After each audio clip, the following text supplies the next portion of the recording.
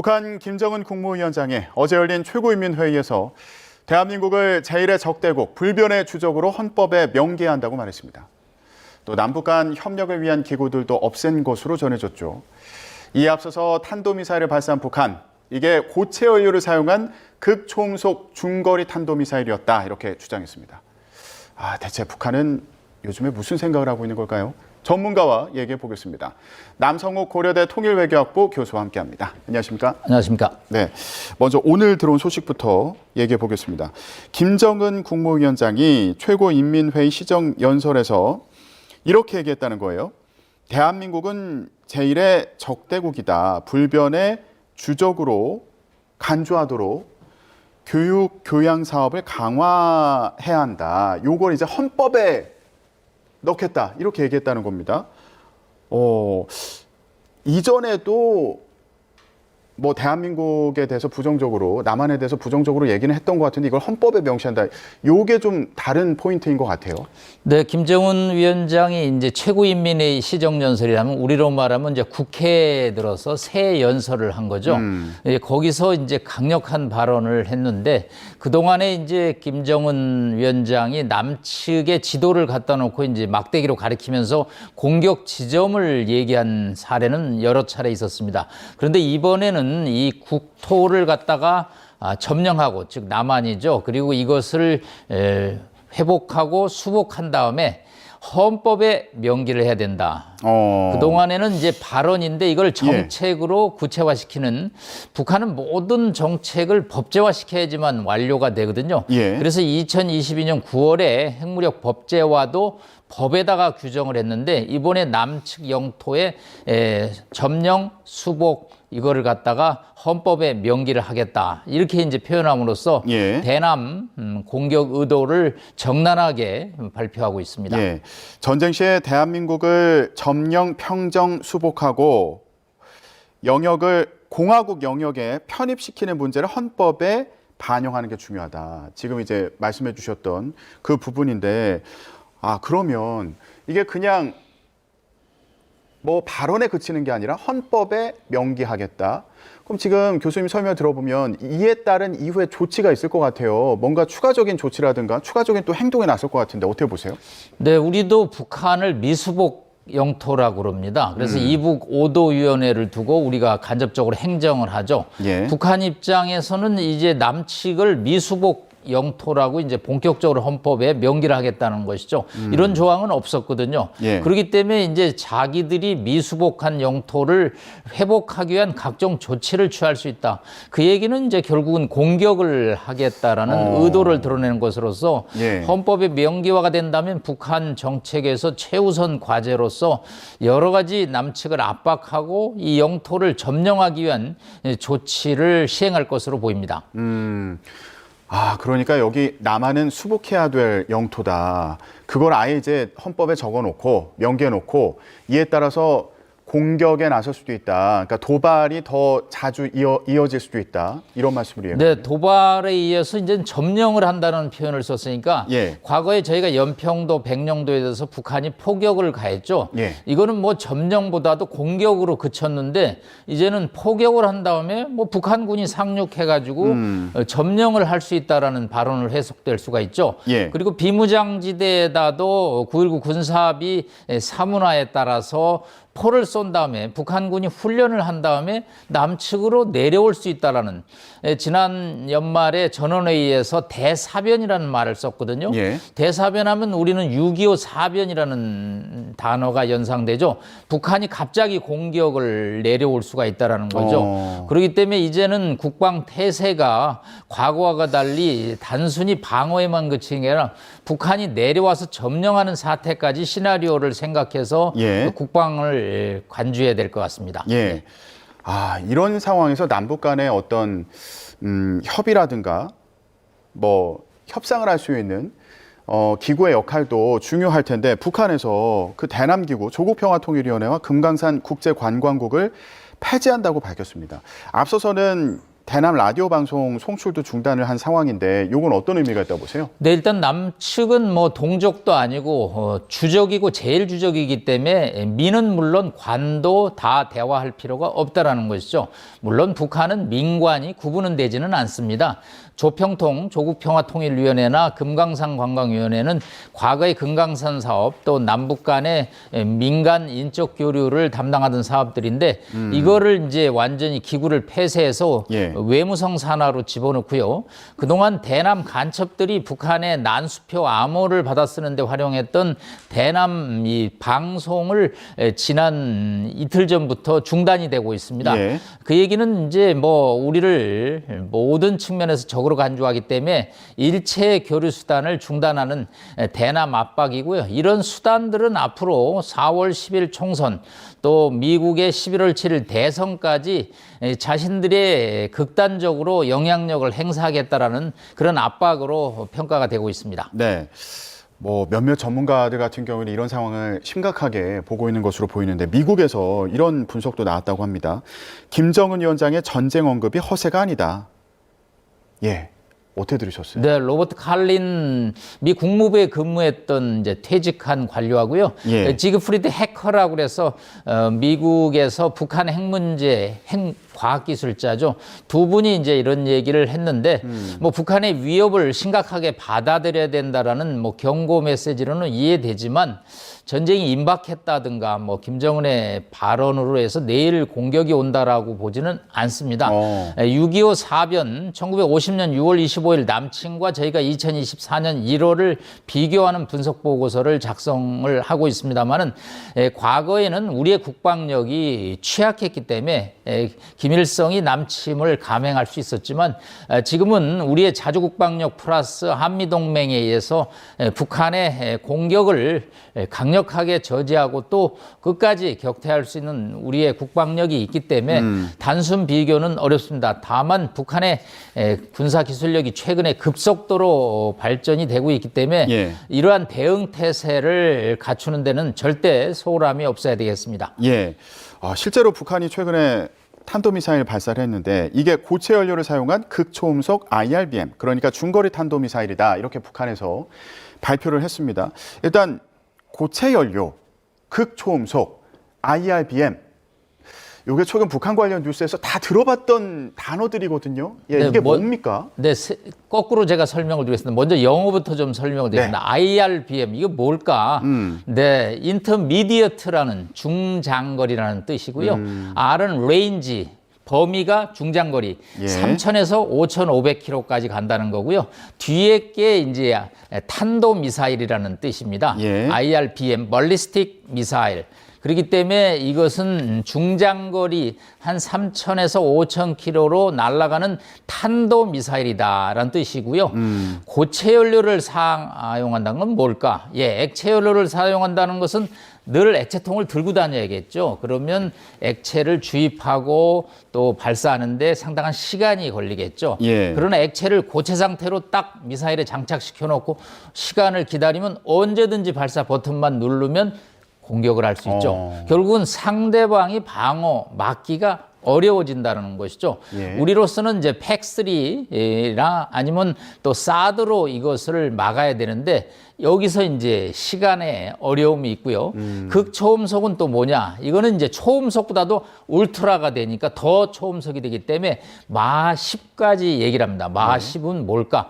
네, 시속 6,000km에 달합니다. 그렇기 때문에 서울에서 평양까지 1분이면 도착하는, 아이고. 뭐 서울에서 평양까지 250km 정도 저희가 보니까 예. 뭐 시속 60km니까 1분에 날아온다라는 시나리오가 가능하죠.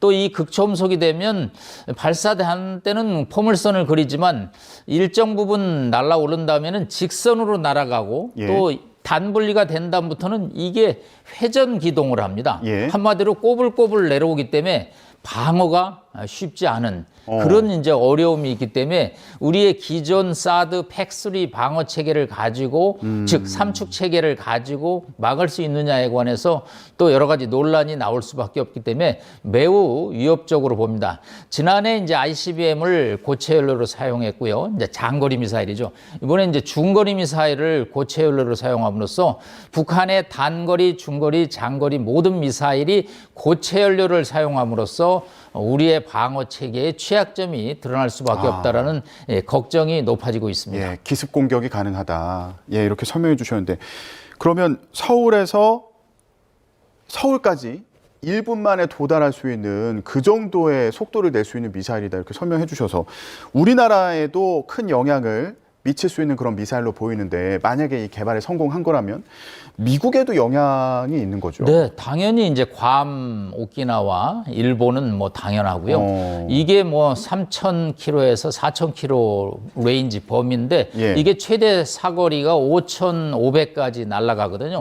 그렇기 때문에 뭐 아주 위협적이고 이거는 뭐 서울을 위협하는 것은 단거리 미사일로 충분하기 때문에 예. 이번 조치는 결국은 미국을 압박하는 조치로 저희가 평가가 됩니다. 다만 이런 정도 미사일의 이제 발사 성공 보고 이후면 김정은 위원장이 뭐 김주애와 함께 이 현장을 시찰하는 사진을 내보내야 되는데 그런 것은 아직 내보내지는 않고 있고요. 또 예. 발사 현장 사진도 공개되지는 않고 고체 연료의 다단계 시험이 있었다라는 발표만을 나놓고 있습니다. 예. 다만 뭐 기술이라는 것은 단계적으로 발전하기 때문에 북한의 극초음속 미사일 기술이 급속도로 발전하고 있는 것은 분명해 보입니다. 아, 일부 보도를 보니까 이거 재원을 식별할 수 있는 이동식 발사대를 공개하지 않았다. 이런 내용도 포함이 되어 있더라고요. 그러니까 이런 내용들이 이게 발사가 성공한 거다 단정하기엔 좀 이르다. 이런 근거로 좀 보면 되겠습니까? 네, 일단 뭐 보통 다음 날이나 그 다음 날 김정은 위원장이 이제 김주의 딸과 함께 현장에서